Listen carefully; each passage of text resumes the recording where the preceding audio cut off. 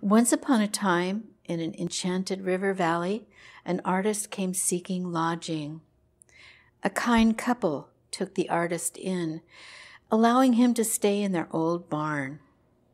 The artist had a few artist friends who had some artist friends, and soon the barn became a fetching space for work and feasts and sleep. And then one evening, the studio transformed into an exhibit space.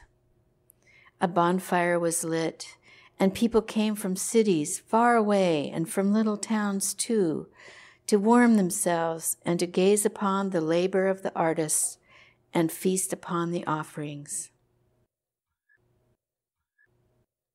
Hello, I'm Susan Parke. I was the curator of this exhibition with a lot of help from Maggie Wilder. You just heard Maggie reading her fairy tale about the barn show. Levon Newell's barn, which was also John Simon's home and studio, was the site of an extraordinary annual art event in the valley. The field next door turned into an often muddy parking lot.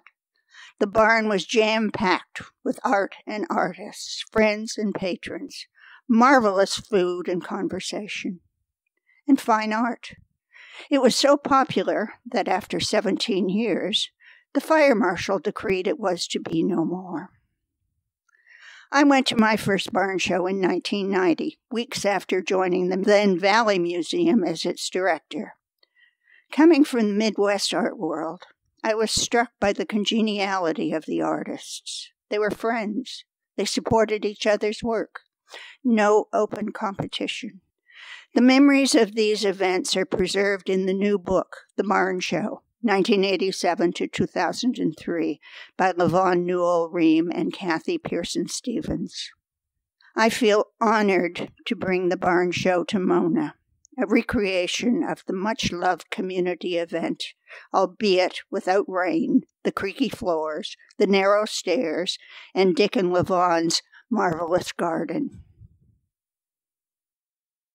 Well, I think what will help you appreciate Alan's work the most is to know that he was first and foremost a scientist, a biologist, who spent a lot of time in Alaska in very rustic environments. And someone pointed out to him, this is a story I remember, someone pointed out to him that he might very well be an artist because he was assembling these vestiges of past lives, animal past lives. That a lot of people refer to as roadkill, unfortunately. Yes, so much more than that. Alan really celebrated the beauty of the biology that he studied, and his artwork, I believe, is an extension of that deep appreciation of life. If you've met Alan, you know he's got tremendous verve and lives in the most remarkable places that no one else would ever think of taking up home. But he's a remarkable guy. Oh, I'm quite familiar with this artist. This is Dederick Ward. He spent much of his prior career as a geologist and an information science professor at universities in Colorado and Illinois, which is where I met him. This piece certainly explores the geology of our region. It's called Susha, and came as a result of a day trip we took to Susha some years ago. The photograph of Daddy is, I think, the only one in the show that was not by Kathy. David Grant Best took this photo. This is the work that surprised me the most when it came in, and I wondered how I could have ever not known about John Schaefer. Apparently he was in some of the early barn shows and then moved to California. But these prints and abstractions and, I don't know how to describe it. Maggie, how would you describe it? Well, they remind me, we've been talking a lot about the previous generations, and I think you'd have to say he was probably very aware of Leo Kenny's work. I think you're right.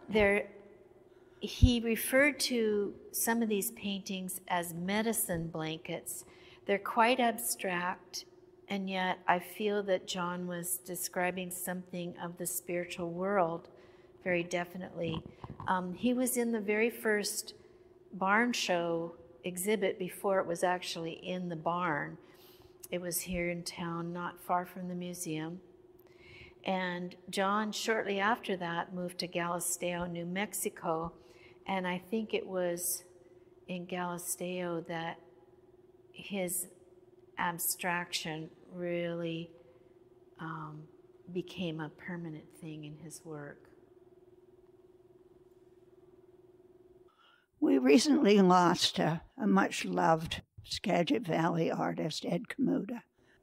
Ed lived in Laconner here, just blocks from this museum for many years, and could be seen walking everywhere. He was one of the most active pedestrians I ever knew, and he's always worked very small, had very small, tiny studio space, and often even smaller living spaces.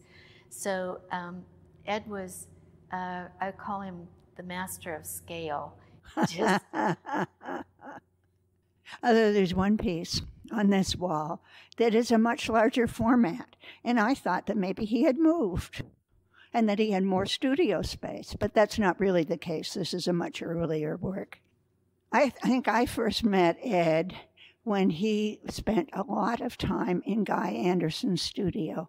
And here again is another case of the more senior artists nurturing and helping the younger artists.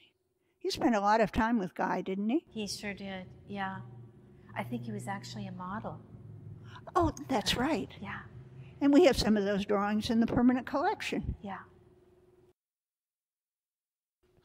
This marvelous tree is supposedly deciduous, but it's never going to lose its leaves. This is the work of Arnie Garborg, a farmer on Fur Island, friend of Richard Gilkey, metalsmith. Probably it was his friendship with Richard that made him decide to explore a creative way of working with metal. I mean, we have the tree, which usually resides in a pond at Dick and Lavon's place on Fur Island. And in here, we have some of his more abstract work. He was a farmer and a good friend of Richard Gilkey's. And, right. And I think his friendship with Richard was very encouraging. Spurred his art career. Yeah, I think maybe there's a great segue back into the community of encouragement that we found here. This is as good a time as any for me to thank Maggie Wilder again. You know, she knew these artists in a way that I did not. Most of them have been her friends for years, and so she has her stories and backstories and more stories, and I'm grateful. Thank you, Maggie. Thank you, Susan.